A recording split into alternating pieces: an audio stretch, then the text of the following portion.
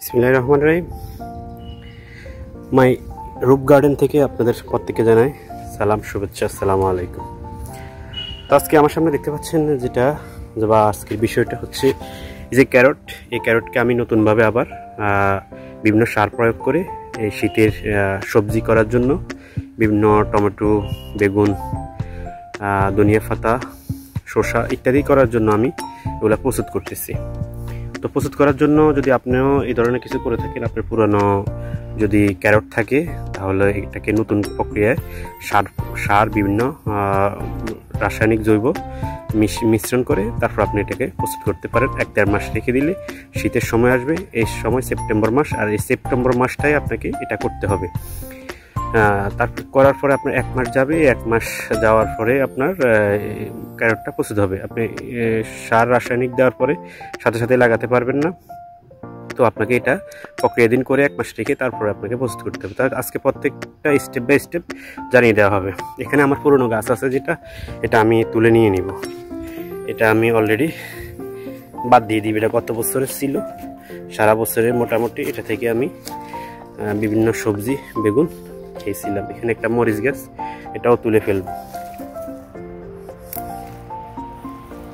আপনারা যদি চান এটা তুলতেও পারেন অথবা রাখতেও পারেন, এটা কোনো বিষয় না, আমার প্রয়োজন নেই। আমি আবার নতুন করে সেট আপ করবো, এবার আমি তুলে ফেলছি।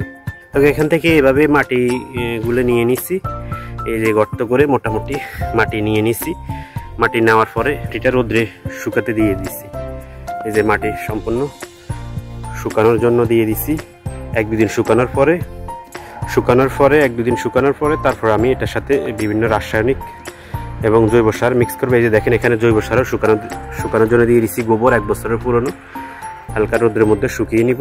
শুকানোর পরে প্রত্যেকটা জিনিস মাটি, গোবর এবং রাসায়নিক সার একসাথে মিক্স করবো। এটার সাথে সামান্য পরিমাণ বালু এবং কি মিক্স করবো প্রত্যেকটা স্টেপ বাই স্টেপ দেখিয়ে দিব।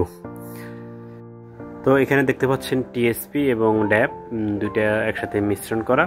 তো আমি এই যে আজকে মাটি মিশ্রণ করব আমার সবজি এবং ড্রাগনের জন্য, ওটাতে আমি এটা দিয়ে দিব। এটা হচ্ছে লাল সার বা পটাশ, এটা হচ্ছে ম্যাগনেসিয়াম সালফেট বা ইপসাম সল্ট যার অপর নাম। এটা হচ্ছে চুন, যে কোনো চুন হলে চলবে, এটাও দিতে পারেন। এটা ক্যালসিয়াম এবং মাটি বিভিন্ন জীবাণু রক্ষা করা। এটা হচ্ছে ছত্রাকনাশক। মাটির সাথে যদি ছত্রাক থাকে তাহলে এটা ছত্রাকনাশক দিতে পারেন, আর ইন্ডিয়ান ভাইরাস সাপ দিতে পারেন। এটা হচ্ছে হিউমিক অ্যাসিড, যেটা গাছে খাদ্য সহায়তা করে এবং এটা এক কথায় বলতে গেলে গাছের খিদা বাড়ায়। গাছকে যখন আপনি প্রচুর পরিমাণ সার দিলেন, বিভিন্ন রাসায়নিক জৈব সার দিলেন, কিন্তু গাছ বৃদ্ধি পেল না। এই হিউমিক অ্যাসিডটা তখন আপনার কাজে আসবে। যদি আপনি ওই সময়টা একটা গাছ বৃদ্ধি হচ্ছে না, হিউমিক অ্যাসিডটা দেন, তাহলে দেখবেন গাছের রেজাল্ট খুবই ভালো হবে।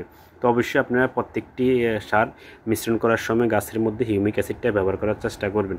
এটা খুবই কার্যকরী একটা উপাদান। তো এই সকল সার আপনার পরিমাণ মতো নিয়ে নেবেন, যতটুকু আপনার ক্যারট বা বড় গাছ যে যতটুকু পরিমাণ মাটি ওইভাবে আপনি নিয়ে নিতে পারেন। তবে আমি একটা ধারণা দিই, যদি আপনার একটা ক্যারট হয় তাহলে আপনি 70 থেকে 80 গ্রাম বা সর্বোচ্চ 100 গ্রাম সার দিতে পারেন একটা ক্যারটের মধ্যে, সবগুলা মিশ্রণ করে। তো এখন এটা দেখেন, এই যে সবগুলো আমি সার দিয়ে দিলাম। এটা সার দেওয়ার পরে এখানে যেটা আছে সেটা হচ্ছে 1 বছরের পুরনো গোবর, কোকোফিটের পরিবর্তে আমি নিয়ে নিলাম ধানের চিটা, আর দিয়ে দিলাম বালি। যেহেতু আমি ড্রাগন করব, ড্রাগনটা পছন্দ করে প্রচুর পরিমাণ জৈব সার, আপনার কেঁচো সার, বার্মি কম্পোস্ট অথবা গোবর যেটাই থাকে একটা মিশ্রণ করে দিলেই চলবে। আর এটা আমি যেহেতু ড্রাগন করব, একটু বালির পরিমাণটা একটু দিয়ে দিলাম, কারণ ড্রাগন পানি পছন্দ করে না, দেওয়ার সাথে সাথে যেন নিষ্কাশন ব্যবস্থা ভালো হয়। আর এটা অবশ্যই ক্যারটের মধ্যে ড্রাগনটা ভালো হয়, ওইটাও চেষ্টা করবেন ক্যারটের মধ্যে দেওয়ার জন্য। সম্পূর্ণ মাটি প্রস্তুত এইভাবে মিশ্রণ করে নেবেন। মিশ্রণ করার পরে প্রত্যেকটা মাটি চাইলে আপনি রোদ্রে দিতে পারেন। রোদ্রে যদি শুকিয়ে নেন তাহলে গাছ আরও রেজাল্টটা আরও ভালো হবে। এই যে আমি রোদ্রে দিয়ে দিলাম দেখেন। তো অবশ্যই আপনারা রোদ্রে শুকিয়ে নেবেন, তাহলে গাছের রেজাল্টটা ভালো হবে। এখন আমার ইয়ে করা শেষ। এখন আমি কি করব, এটা প্রতিস্থাপন করবো। এই যে মাটিগুলো প্রস্তুত করলাম, এখন আমি মাটিগুলা প্রত্যেকটি ক্যারটের মধ্যে দিয়ে দিব।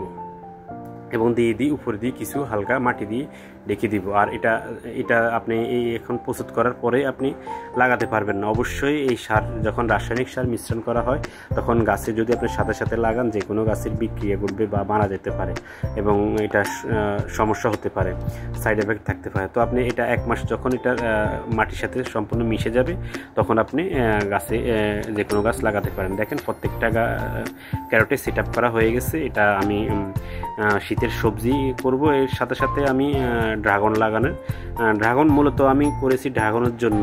আর এটা যেহেতু আমার সামনে শীত, তো শীতের মৌসুম, এই বিদায় আমি শীতের সবজিও এটার মধ্যে করব সাথী ফসল হিসাবে।